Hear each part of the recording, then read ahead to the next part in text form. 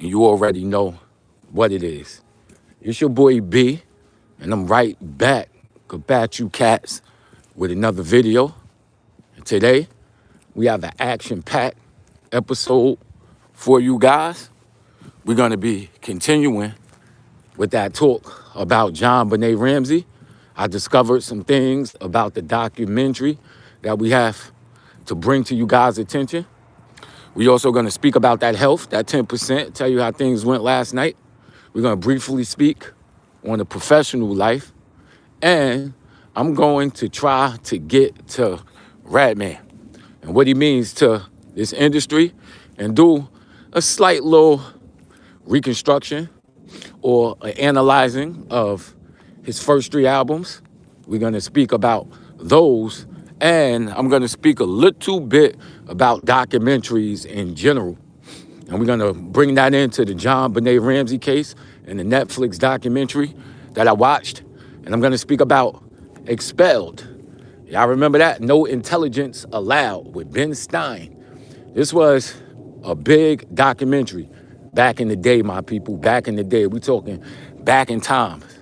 And it was really one of the instrumental documentaries which led me onto years and years and years of study, you know? And there's nobody in the check-in right now, but hit that subscribe button, hit that like button if this is something that you're into. And what is this? I'm just a regular dude walking to work every single day telling y'all about life in general and how he see it. And again, if this is something that you like, if this is something that you're into, hit that like button, hit that subscribe button, my people. So you know me, I got to keep the integrity of the show going. And the health went good last night, my people. It went very, very well. What I mean is that I stuck up to that schedule that I told you cats about, man. And what's that schedule? Going to work early, coming home, getting my eat on as soon as I get to the crib. And then for some reason, I'll go to sleep, man. Go to sleep early, like 7 o'clock, 7:30 in the evening. And I wake up around 2:30, 3 o'clock in the morning, and we start it all over again. And again, this has been something that's good for me, my people, and it's been working. And we got 6 people in that check-in. Again, hit that like button, hit that subscribe button if this is something that you're into. And what is this? One more again. This is just a brother on his way to work every single day, speaking about the life, my people, speaking about the life. And thank you for that, and thank you for the like. So we spoke about the health, and I told you that everything went well. I got me a good, very good night's sleep last night, woke up rested. I told you cats that I shoveled on Monday, back was hurting, and that after work I was gonna go get a massage in one of them Asian spots, man. And again, don't get the wrong idea, my people. Do not get the wrong idea. No malfeasance is going on, my people. No malfeasance. This is just a good old-fashioned back massage that I was going to get. But I ain't had time to do it yesterday. I think I'm finally going to do that. Then we speak about work. And I told you I'm not going to be getting into details anymore because of the nature of what I do. So I decided that sometimes I'm my own worst enemy, my people. Sometimes I'm my own worst enemy. When it comes to seeing the forest for the trees, I'm on point. But it's like taking the test and you're not answering the give me's. You're not answering me to give me questions. And you skipping them and just answering the hard questions and the essays. What happened is you may not finish everything on that test, my people. You may not finish everything on that test if you're taking too much time seeing the forest and not looking at the trees. So I decided,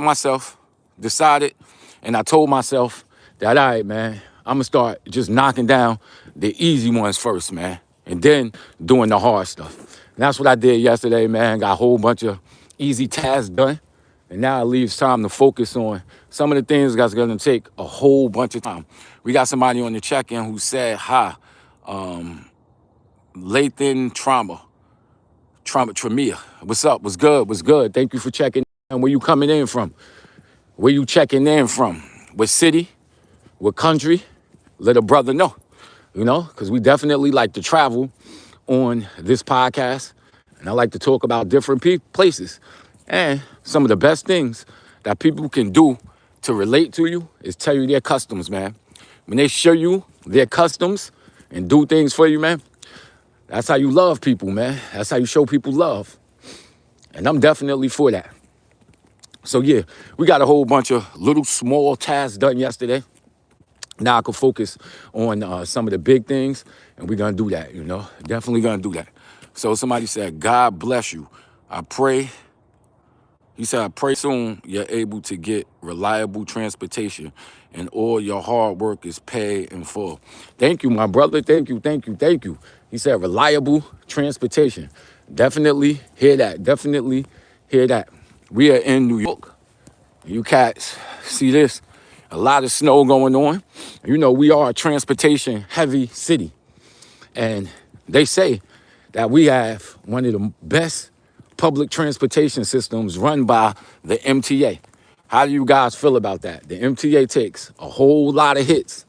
Everybody, I just gave up a whole bunch of stuff, but let me stop. The MTA developed turnstiles to stop people from jumping over those turnstiles.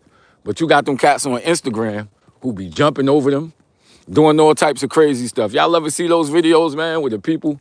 They say the MTA just paid $60 million to stop fare evaders. And then you got these cats that do all types of craziness to get over the fare. It's hilarious. And then if you ride around in the city, like Manhattan, Queens, the Bronx, these type of places, on them buses, y'all don't see these videos. But on the buses, cats don't go through the front. They be going through the side of the bus. It's the craziest thing, man. And they train the bus drivers to not even get into it with these cats, man. And it's a felony to actually hit and assault an MTA worker. So these cats are expected to risk their lives with some of these crazy people who ride public transportation in the city and stop them or make them pay the fare. Man, they better go on with that. Then you got those security guards who sit at the openings for these train stations, and they expect them, just regular dudes with an orange jump shirt on or a yellow jump shirt, to stop these fare evaders. Now, I got some statistics for fare evaders, and they told you that they are more likely to be carrying weapons, fare evaders, and they are most likely the people that's going to be committing crimes on these trains. So you got these cats getting into the system, and they expect these untrained cats with no guns. They can't even carry guns, a lot of them. They just walk around with their hands. They don't even got batons, and they expecting them to stop some of these people in the city. That's a job I would not want, my people. A job I would not want, But we got off topic a little bit. We're going to get back on topic and speak about Shorty. God rest her soul. Little JonBenét Ramsey. A little small girl who some craziness happened to her on the day after Christmas. Or the stuff was discovered on the day after Christmas. We don't know what happened. Some of the stuff may have happened on Christmas. We do not know. But we're going to get into some of the details that I got into yesterday. We are going to speak about the people who made that documentary and what their whole objective was, man. And I hate when things like this happen because you expect people integrity when they present information, and especially on a case this important, and a case that caught the country the way that this case did. So let me back up and speak about the documentary for a second, right? And the first thing that I noticed is this. These people tried to paint that little girl in a certain light. And for me, anybody whose mind goes to that first, when you see a little kid in beauty pageants, a little kid playing with saxophones and things like that, the mind of somebody who will frame it in the manner that some of these people framed it in, those are the people you really, really got to watch out for, my people.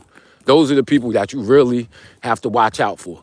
Because if you see that, when you see a kid and dressed the way that she was dressed, and your mind straight goes to that, it's you.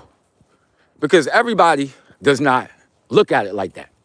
Now, when I seen JonBenét performing in some of these beauty pageants that she was performing in, the first thing I thought was, oh, that's a cute little girl, a cute little kid. And for me, when I see it, it's different stuff, like some little kids I could see acting fresh, and that's a complete turn off, like when they talk back and try to use words sometimes where their words aren't even, like they can't even speak completely. But yet and still, that whatever they saying, they mean it, and they throwing some attitude behind it, and they could barely even talk, and they doing this to parents. Now, that kind of freshness, I do not think is cute, and that bothers me. But there's another thing that kids that age, 9, 10 years old, try to do, and that is like they're dancers sometimes. They into ballerinas, and sometimes they could, do some movements that adults do. But you can see it's uncoordinated. You can see that they're not doing it in the same manner that an adult would do. So for an adult's mind to jump to that, that's a big red flag. And the documentary spent a significant amount of time speaking about that. And I don't think they really touched on it the way that they should have touched on it. But that's definitely something that I picked up. Now, the producers of this documentary, these guys are known to shed shade or to put shade on police investigations. And I know that police are the subject to a lot of social commentary. And people present the police in certain lights depending on what narrative you want to draw. And I believe that these guys painted the police in a light that was very unfavorable. And just looking at the facts of the case, they do have a case to say that the police were sloppy on this case, because it's a lot of stuff that they didn't do. They allowed the crime scene to be, they allowed the integrity of the crime scene to be compromised. That was one thing that they did that was very messed up. Also, according to the documentary, and I'm not even just gonna say that, according to the facts of the case, it seemed like the police did have a narrative that they wanted to paint, and they may have missed information that pointed elsewhere, which is also valid. But at the same time, we are not in the investigation. And from history, just looking at the Long Island serial killer case, also looking at the original Night Stalker, Joseph D'Angelo, they have information that they don't keep or give to the public because, again, it may mess up their investigation. So they keep some stuff from us, and we have to be cognizant of that and take what we say lightly, because it may not be based on the most accurate and most up-to-date information. So when I do speak about this, I have to kind of be light, and I can't be too strong on when I say some of the stuff that I say. But at the same time, these guys did, it looked like the producers of the documentary have a history of this type of narrative. And they also did just present evidence in the opposite direction, what they claim that the police were doing, where they're dismissing some of the evidence that the police also said. And from my perspective, just looking at it as somebody who doesn't have anything to prove, again, the evidence is ambiguous, my people. The evidence does, some stuff points to the family being involved in it, and then other pieces of evidence point away from that. So the fact that this case is still unsolved is the actual reality of what's going on. And from my experience in life, I tell you what, conspiracies happen, but they are not that prevalent. They're really not that prevalent. And when I look at people presenting certain types of arguments, the first red flag that I have is based off of dealing with conspiracy theorists and dealing with people that they're not making a logical argument, is that there's always somebody suppressing the information. There's always a big conglomerate or a big figure that they say is suppressing the evidence. And that may be the case on some occasions, but not all of the occasion. And it's like, let's say, you're in a relationship and one of your female friends see you doing something that you're not supposed to do. And you want to beat them to the punch, and you want to basically play with their credibility.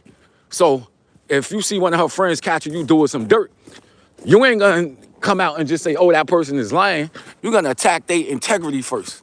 You're gonna paint them out to be a bad person, and then you're gonna present your case. And I believe that whenever I see people doing stuff like that, before they even show their evidence, and the first thing they talk about is a big old corrupt system that's hiding stuff